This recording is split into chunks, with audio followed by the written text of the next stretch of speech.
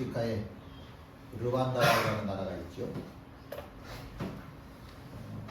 여기에 전 국민이 세 부족으로 나눠져 있는데 전 국민의 85%가 후투족이고요. 14%가 투치족이고요. 그리고 1%가 트와족입니다. 85%가 후투족이면 우리 생각에는 후투족이라는 사람들이 이 사람들이 나라를 다스리겠다라고 생각을 하지만 세계 역사를 보면 좀 거꾸로 되는 경우가 많죠. 여기도 1%밖에 되지 않는 트와족이 나라를 다스립니다. 단지 1%밖에 되지 않는 사람들이 나라를 다스린다? 그러면 나라가 어떨 것 같아요? 불안하겠죠. 아무래도 불안할 겁니다. 아니나 다를까 늘 이 후투족, 제일 많은 후투족과 1%밖에 되지 않는 트와족 사이에 늘 다툼이 있었습니다. 그런데 1973년에 이 85%나 되는 후투족 사람들이 쿠데타를 일으켜서 결국에 성공합니다. 성공을 해서 이제 절대 다수인, 발음이 너무 어려워서 후투족 사람들이 85%나 되는 이 후투족 사람들이 드디어 정권을 잡아서 나라를 다스리기 시작을 했는데, 근데 이 사람들이 정권을 잡고 20년 만에 대통령이 암살되는 사건이 일어났습니다. 그러니까 이 후투족 사람들이, 절대 다수를 차지하고 있는 후투족 사람들이 당연히 뭐라고 생각을 하냐면, 저 1%밖에 되지 않는 저 트와족 사람들이 대통령을 암살했구나 라고 생각을 한 겁니다. 그래서 이 절대 다수인 후투족 사람들이 이걸 쿠데타라고 이야기를 할 수는 없겠고 대학살을 일으키기 시작했습니다. 그래서 단 3달 동안 그 나라의 대학살이, 내란이죠. 대학살이 일어나게 되는데 3달 동안 죽은 사람들이 80만 명, 많게 보면 한 110만 명 되는 사람들이 죽은 겁니다. 그러니까 한 달에 거의 30만 명 이상씩이 죽어간 거예요. 한 달에. 엄청나게 많죠. 너무너무 많은 사람들이 죽었고, 그래서 르완다 곳곳에 이때 죽은 사람들을 기념하는 학살 기념관이라고 한 것을 만들어 놨습니다.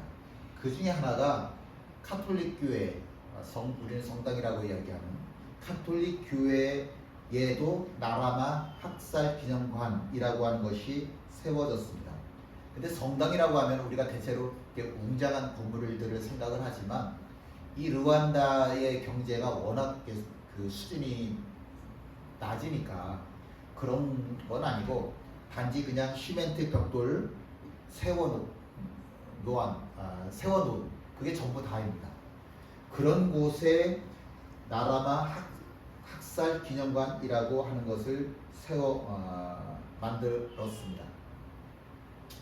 대학살이 일어났을 때, 그러니까 여기 왜 학살 기념관이 있냐면, 대학살이 일어났을 때 이 성당 안으로 5,000명이나 되는 사람들이 피신을 했어요.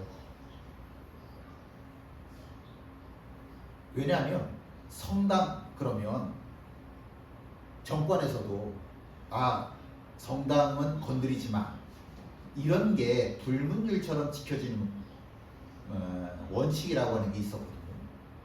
그러니까 이 5,000명이나 되는 사람들이 성당에 들어오면서, 내가 다른 곳에서는 목숨을 잃을 위기가 있지만 성당 안에 들어오면 안전할 거야 라고 하는 믿음을 가지고 들어왔는데, 오히려 신부들이 이 5,000명이나 되는 사람들을 학살할 수 있도록 자리를 내줬어요. 그래서 성당 안에서 5,000명의 사람들이 다 죽었어요.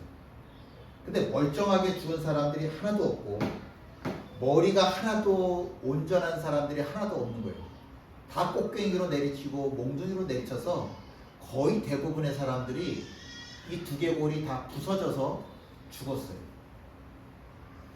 그래서 이 사람들의 유골을 보존하기 위해서 성당을 학살 기념관으로 보존하게 된 겁니다. 가슴 아프죠? 여전히 이 성당은 그냥 그 자리에 보존이 되어져 있는데 앞에 보시는 것처럼 성당 그 앞에는 글귀를 하나 새겨 놓았습니다. 무슨 글귀를 새겼냐면 네가 너를 알고 네가 나를 알면 너는 나를 죽일 수 없다. 이게 무슨 뜻일까? 그리고 곰곰이 생각을 해봤습니다. 내가 너를 알고 네가 나를 알면 너는 나를 죽일 수 없다.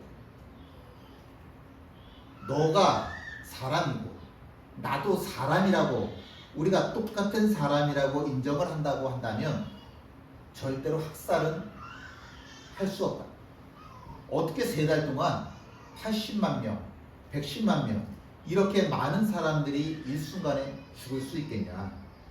사람은 사람을 죽일 수 없어요. 사람이 사람을 죽일 때는 이 사람이 사람으로 보이지 않는 짐승으로 보이니까 내가 죽이는 거예요. 또 이 사람이 사람이라고 하더라도 내가 짐승이면 이 사람 죽일 수 있어요. 그러니까 둘 중에 한쪽은 짐승인 거예요. 내가 짐승이니까 이 사람을 죽이던 저 사람이 짐승이니까 죽이던 사람과 사람으로 보는 게 아니라 한쪽은 짐승이기 때문에 사람을 죽일 수 있는 거죠. 차마 할 수 없는, 차마 일어나면 안 되는 5천 명이나 되는 학살 사건이 어디에서 일어났냐면 성당 안에서 일어난 거예요. 그럼 이런 질문을 하게 된 거죠. 과연 신부라고 하는 저 사람들은 하나님을 두려워하는 사람들이었을까? 하나님을 두려워한다고 한다면 절대로 5천 명이나 되는 사람들을 학살의 자리로 내몰지 않았을 겁니다. 태초에 하나님께서 천지를 창조하셨습니다. 그리고 사람을 창조하셨습니다. 사람을 창조하셨다라고 하는 말은 사람의 생명의 주인은 하나님이시라고 하는 뜻입니다. 이 세상에서 제일 존귀한 분이 하나님이시죠. 근데 하나님이 말씀으로 지으신 것이 아니라 직접 당신의 손으로 지으신 것은 피조물은 사람밖에 없잖아요. 그 말은 무슨 뜻이냐면 사람은 하나님보다 조금 못한 가장 존귀한 자라고 하는 뜻이에요. 장인이 만든 종발이 하나도 명품이에요. 하물며 하나님께서 당신의 손으로 지으신 우리 사람들이 명품 아니겠습니까? 에베소서 1장 10절에도 그렇게 나오잖아요. 우리는 하나님이 지으신 명품이다, 작품이다 라고 성경에 써 있어요. 그게 사람인데 감히 사람이 사람의 목숨을 빼앗는다? 이건 짐승만 가능한 짓이니까 저 사람은 사람이 아니라, 살인을 한 사람은 사람이 아니라 짐승인 겁니다. 성경이 우리에게 요구하는 것은 하나님 사랑입니다. 성경을 읽으면 읽을수록 계속해서 똑같은 말씀이 나오는 게 있는데 그건 뭐냐면 하나님 사랑이에요. 그런데 하나님만 사랑하는 게 아니라 성경에서 또 말씀하는 건 뭐냐면 사람을 하나님처럼 사랑해라. 그거예요. 성경은 아주 간단하게 이 2가지밖에 없습니다. 하나님 사랑해라, 사람 사랑해라. 하나님의 사랑 받았잖냐? 또 하나님 사랑 받았으니까 이제부터는 사람 사랑해. 네가 솔직히 살아가는 모습이 너 하나님 얼마나 기억했어? 너 하나님 주신 은혜 가지고 은혜대로 살았어? 너 하나님께서 축복 베푸셨는데 그 축복 갖고 살아봤어? 너 제대로 은혜대로 축복 받은 자대로 살아본 적도 없잖아. 그런 너를 하나님께서 기억하시고 사랑하셔서 십자가 달려 죽으셨잖아. 너가 그렇게 위대한 사랑을 받았으니까 너도 그 사랑 받은 사랑, 하나님 사랑 받은 사랑의 10분의 1만큼이라도 사람 사랑하면서 살아라. 그게 성경이 우리에게 주시는 말씀입니다. 알코올에, 치매에, 백수에, 폭력까지 행사하는 남편하고 살아가는 아내가 있습니다. 그 남편을 보면서 아우 정말 죽이고 싶어 이런 마음이 들 텐데 오히려 이분은 그런 남편을 보면서 새벽마다 울어요. 여태껏 고생했으니까 이제라도 그 남편 버리고 좀 늙음하기라도 편하게 살 수 있을 텐데 그분은 그렇게 살질 않아요. 그분이 하는 얘기 이렇더라고요. 내가 예수쟁이만 아니었으면, 내가 하나님 사랑 받았으니까, 차마 당신 못 버리겠다. 버릴 수가 없으니까 그냥 끝까지 붙잡고 울면서 매일 새벽마다 울면서 하루하루 참아 나갑니다. 그러면서 남편을 사랑하는 거예요. 하나님을 사랑하는 사람에게 만약에 사람을 사랑하는 마음이 없다? 이거는 하나님을 사랑하는 사람이 아닌 겁니다. 사람을 사랑한다라고 할 때 사람을 사랑하는 그 출발점은 언제나 하나님 사랑입니다. 내가 하나님의 사랑을 받았는데 나도 누군가를 사랑해야지. 그게 사랑받은 사람의 특징이에요. 내가 사랑받았으니까 나도 누군가를 사랑해야지. 내가 사랑받을 수 없는 남편을 사랑해요. 왜냐하면 하나님이 나를 사랑하셨잖아요. 내가 아니면 내 남편 사랑할 사람이 없으니까 내가 남편 사랑하면서 사랑해야지. 에휴, 그래. 알코올 중독에, 치매에, 백수에, 폭력에, 그래도 너도 하나님이 사랑하신다니 내가 너 사랑하면서 살아야지. 이건 예수쟁이 아니면 절대로 불가능한 이야기입니다. 상대방을 사람으로 봐야 돼요. 저 사람이 나한테 돈을 갖다 주니까, 저 사람이 나를 웃게 해주니까, 저 사람이 나한테 좋은 거 갖다 주니까, 그래서 사랑하는, 저 사람이 나에게 수단이 되어지고 도구가 되어지는 그런 수단이 되어지는 사람으로 바라보는 게 아니라 그냥 당신은 하나님께서 무조건 나를 사랑하신 것처럼 나도 당신을 무조건 사랑하겠습니다. 그게 사랑하는 사람의 모습인 거죠. 사도 바울이 만난 귀신 들린 여자의 삶은 어땠었을까? 어땠을 것 같아요? 아무도 돌봐주지 않았을 거예요. 심지어 그 여자의 가족들마저 이 귀신 들린 여자를 외면했을 겁니다. 다른 사람들이 다 격리하는 삶, 다른 사람들이 다 외면하는 삶, 다른 사람들이 다 무서워하는 삶, 그게 그 귀신 들린 여자의 삶이었겠죠. 근데 귀신 들린 여자를 필요로 하는 사람이 딱 한 종류가 있더라고요. 귀신 들린 여자를 필요로 하는 사람이 딱 한 종류가 있더라고요. 누구만 필요로 하냐? 귀신 들린 여자를 통해서 돈을 버는 사람들. 이 사람의 주인들. 이 여자가, 귀신 들린 여자가 얼마나 돈을 많이 벌어다 줬는지 이 여자를 한 사람만 소유할 수가 없어서 나도 이 여자 주인할래, 나도 이 여자 주인할래. 그 아버지가 그래 내가 당신한테도 팔게, 당신한테도 팔게, 당신한테도 팔게. 그리고 이 아버지가 여러 사람한테 이 여자를 팔아버렸어요. 그래서 이 여자의 주인이라고 하는 행세하는 사람이 여럿인 거예요. 웃기죠? 이 사람들, 주인들이라고 하는 사람들만 귀신 들린 여자를 필요로 하는 겁니다.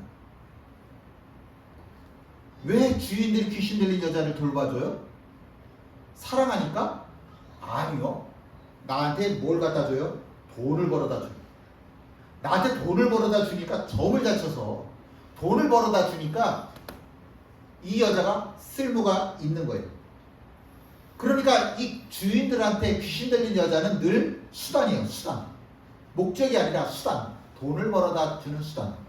만약에 이 귀신 들린 여자가 더 이상 점을 칠 수 없다고 한다면 이 주인들은 귀신 들린 여자를 절대로 두 번 다시 보지 않을 겁니다.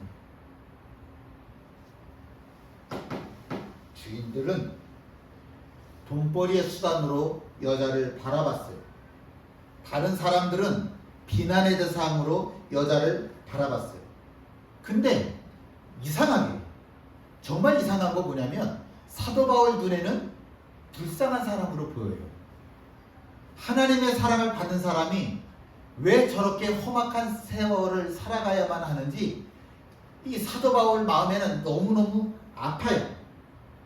그런데 만약에 이 귀신 들린 여자에게서 귀신을 쫓아내면 주인들이라고 하는 저 사람들과 충돌할 게 뻔한데 내가 그럼에도 불구하고 이 귀신 들린 여자의 귀신을 쫓아내야 할까? 그런데 사도 바울은 어떻게 해요? 귀신을 예수의 이름으로 쫓아내요. 역시 아니나 다를까 예상했던 것처럼 주인들과 사도 바울 사이에 충돌이 일어나는 겁니다. 함께 읽죠. 여종의 주인들은 자기 수익의 소망이 끊어진 것을 보고 바울과 실라를 붙잡아 장터로 관리들에게 끌어갔다가, 만약 주인들이 귀신 들린 여자를 사람으로 목적으로 사랑했다고 한다면 우리의 이 귀신 들린 여자가 드디어 귀신이 나갔어, 야 정말 좋다, 그리고 좋아했을 거예요. 그런데 주인들은 귀신 들린 여자를 목적으로 삼는 게 아니라 뭘로 봐요? 수단으로 보니까, 돈 벌어다 주는 수단으로 보니까 더 이상 내가 돈을 벌 수가 없게 되었네? 화가 나더라고요. 화가 나더라고요. 사도 바울이 갖고 있었던 긍휼의 마음이 주인들에게는 없었어요. 그러니까 화가 나더라고요. 근데 어떻게 생각을 해보세요? 사도 바울, 실라, 누가, 또 한 사람 누구죠? 마가. 아니지. 네 명인데. 한 명이 누구지? 갑자기 생각이 안 나네요. 장정이 4명이나 버티고 서 있는데, 디모데. 장정이 4명이 이렇게 버티고 서 있는데, 사람들이 와서 사도 바울을 끌고 가려면 수십 명의 남자들이 동원이 됐겠죠. 수십 명이나 되는 폭도들이 쫓아와서 지금 난리를 치고 있는 거예요. 사도 바울이 뭘 잘못했는데? 귀신을 쫓아낸 것밖에 없는데, 귀신을 쫓아냈다고 하는 이유로 수십 명의 폭도들이 달려와서 지금 사도 바울의 멱살을 붙잡고서는 끌고 가고 있는 겁니다.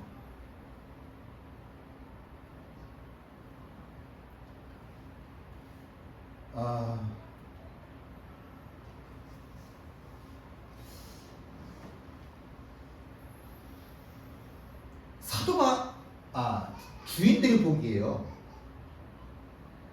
주인들이 보기에 이 사람들이, 귀신 들린 여자가 예쁘지 않아서 수단으로 바라보는 걸까? 예수쟁이가 아니니까. 예수쟁이가 아니니까 이 귀신 들린 여자를 불쌍히 여기지 못하는 걸까? 어떻게 생각하세요? 예수쟁이가 아니니까 이 여자가 불쌍해?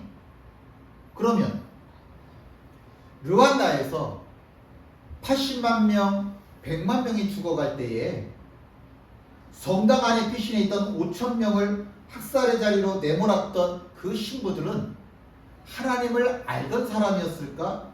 모르던 사람이었었을까? 르완다의 57%가 카톨릭이에요.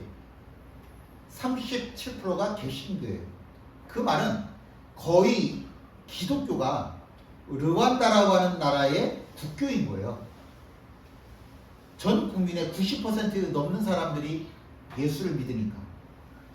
그럼 90%나 넘는 사람들이 예수를 믿는데도 불구하고 세상에 3달 동안 80만 명, 110만 명이나 되는 사람들이 죽었어요.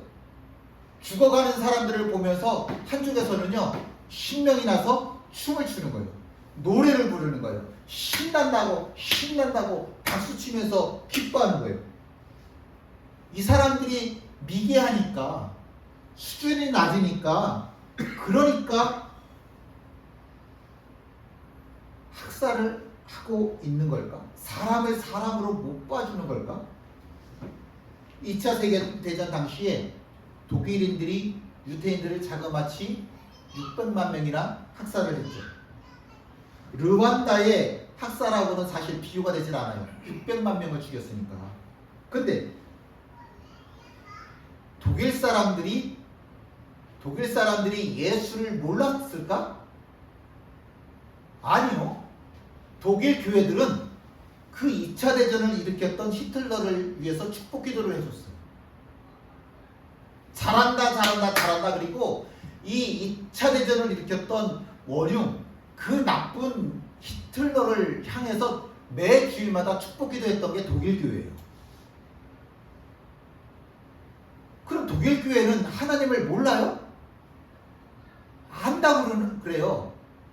그럼 독일 교회 목사들한테 당신 하나님 두려워하지 않아? 하나님이 두렵지 않아? 라고 물어보면 뭐라고 대답을 할까? 600만 명을 죽일 때 그 독일군들이 대부분, 거의 대부분 다 예수쟁이였어요. 이 사람들 모여서 주일마다 예배 드려요. 그리고 너무나 태연하게 600만 명이나 되는 사람들을 학살하는데 그 중에는 임산부도 있었고요. 그 중에는 애기들도 있었어요. 그러고서는 그 사람들의 가죽을 벗겨서 가방을 만들고 사람들의 가죽을 벗겨서 비누를 만들어요. 그게 독일 사람들, 예수 믿는다고 하던 사람들의 모습이었습니다. 사람을 사람으로 존중할 줄 아는 사람이 예수쟁입니다. 누구를 봐도 친절하게 하세요. 날씨가 무더우니까 사람들이 막 화낼 것처럼 이미 다 준비가 되어 있는 것 같아요. 별거 아닌데도 불구하고 아무것도 아닌데도 막 싸우려고 달려들어요. 그래도 누구를 보든지 간에 친절하게 예수의 마음으로 맞아주세요. 그게 진짜 예수쟁이의 모습입니다. 이 주인이라고 하는 사람들처럼 나한테 도움이 되는 사람들한테는 내가 웃어주고 나한테 도움을 주지 않는 사람들한테는 화를 내는 이런 거는 예수쟁이라고 말을 할 수가 없는 거예요. 이런 사람들. 유럽, 미국에 다 기독교가 국교일 때 아프리카에 선교하러 갔어요. 저 미개인들에게 우리가 선교하자. 그리고 가가지고선 무슨 짓을 해요? 아프리카 사람들을 노예로 잡아왔어요. 그 사람들을 개처럼 돼지처럼 부려먹었어요. 누가? 기독교인들이. 그 아프리카 사람들을 노예로 잡아올 때 제일 앞장섰던 사람들이 누구게요? 선교사들이에요. 선교사들이 제일 앞장서서 했던 짓이 그거예요. 제주도에 교회가 세워지기 어려운 거예요. 야, 참 교회 찾기가 어렵다. 제주도 가면 교회를 한번 찾아보세요. 얼마나 많이 보이나? 안 보여요. 물어봤더니 교회가 앞장서서 4.3 사건 기억나십니까? 제주도 사람들을 공산당이라고 몰아붙여서 죽였던 이승만 대통령이 그 짓을 했었죠. 그때 제일 앞장섰던 사람들이 교회예요. 서북청년회라고 하는 이름을 가졌던 교회예요. 그런 기독교인이라고 하는 이름을 가지고 제주도에서 그 학살을 일으켰으니 제주도에 교회 세워진다라고 하는 게 너무 어려워요. 그러니까 예수 믿는다 그러면 지금도 제주도에서는 너 우리 집안 사람 아니야. 저 예수 믿을래요. 너 그럼 내 유산 하나도 못 받을 줄 알아? 아직까지도.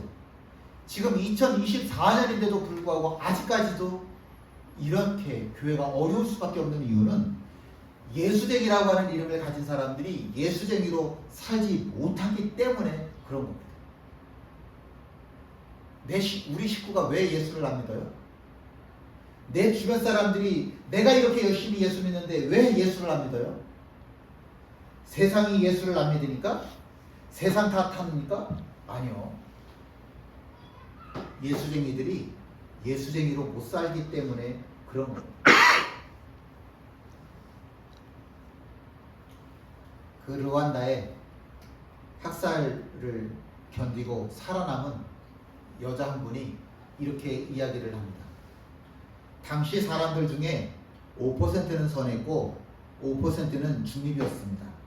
나머지 90%는 모두 악했습니다. 모두가 다 악하지는 않았다는 거예요. 딱 5%만 선했대요. 이 5%만 선했다고 이야기하는 건 뭐냐면 나 좀 살려주세요. 그리고 우리 집 대문을 두들기면 우리 집으로 들어오세요. 라고 대문을 열어주었던 사람들이 그래도 몇 사람은 있었다는 거예요. 많지는 않아요. 왜냐하면 이 사람들을 받아주면 나도 죽으니까. 나도 죽는데 감히 우리 집 대문을 열어서 우리 집 들어오세요, 이렇게 이야기할 사람이 얼마나 되겠어요? 없지. 그런데 다 그런 거는 아니고 그 중에 기독교인들이 천지 그 땅에 딱 5%만 자기 집 대문을 열어서 우리 집 들어오시면 내가 당신을 지켜드리겠습니다, 안전하게 지켜드리겠습니다, 먹을 것을 나누겠습니다, 그렇게 자기 집 대문을, 마음을, 영혼의 문을 활짝 열었다라고 하는 거죠. 물론 세상 사람들은 90% 사람들을 보면서 이렇게 얘기할 겁니다. 참 세상 악하다, 말세다, 이렇게 이야기할 겁니다. 어떤 사람들은 이렇게 이야기할 겁니다. 야, 그래도 5%나 되는 사람들은 진짜 예수쟁이네. 그 사람들 때문에 여기 이 땅에 소망이 있어. 어떻게 생각하세요? 오늘도 흉악한 짓을 저지르고 있는 저 사람들 때문에 세상이 말세입니까? 아니면 예수쟁이로 살아가는 나, 예수쟁이로 살아가는 나, 진짜 예수쟁이인 나 때문에 이 땅에 소망이 있는 겁니까? 우리 때문에 소망이 있습니까? 아니면 저 사람들 때문에 이 세상은 악한 겁니까? 다윗이 블레셋하고 전쟁을 하려고 딱 이렇게 대치를 하고 있는데, 하필이면 이 블레셋 사람들이 군대가 주둔하고 있는 곳이 베들레헴 근처예요. 그러니까 다윗이 자꾸 저 베들레헴의 우물물 한번 마시면 좋겠다. 왜냐면 저 베들레헴이 내 고향이란 말이에요. 근데 어릴 적 우리 추억이 다 있잖아요. 어릴 적에 마셨던 그 우물물, 딴 건 몰라도 그거 너무너무 맛있잖아요. 그러니까 너무 이 땅이 더우니까 마실 물이 없어서가 아니라, 그때 그 내가 어릴 적에 마셨던 그 우물물, 베들레헴 우물물, 그거 마셨으면 좋겠다. 다윗이 이 생각을 하고 있었는데, 이 생각을 알아챈 다윗 부하 중에 용사라고, 새 용사라고 일컫는 사람들이 내가 그 물 떠와야지, 다윗이 시켜서가 아니라 자기네들이 자진해서 블레셋 군대를 뚫고 가서, 여기 사진에 보이는 게 다윗의 우물, 베들레헴에 있는 다윗의 우물이라고 하는 거거든요. 여기 가서 우물물을 떠온 거예요. 그랬더니 다윗이, 내가 어떻게 이 우물물을 마실 수가 있어? 이건 내 부하들의 피인데 내가 어떻게 이걸 마셔? 그리고서는 사람들이 모두가 다 보고 있는 그 자리에서 그 우물물을 쏟아부었어요. 그러니까 부하들 입장에서는, 우리 임금님은, 우리 왕은 사람들의 생명을 자기 피값으로, 자기 생명처럼 똑같이 여기네. 그날 전쟁은 어디가 이겼을까요? 블레셋이 이겼을까요? 이스라엘이 이겼을까요? 물론 세상은 가면 갈수록 사람을 사람으로 인정 안 해줄 거예요. 돈 벌어다 주는, 나한테 유익을 갖다 주는 그런 사람들만 귀중하게 여기는 시대가 될 겁니다.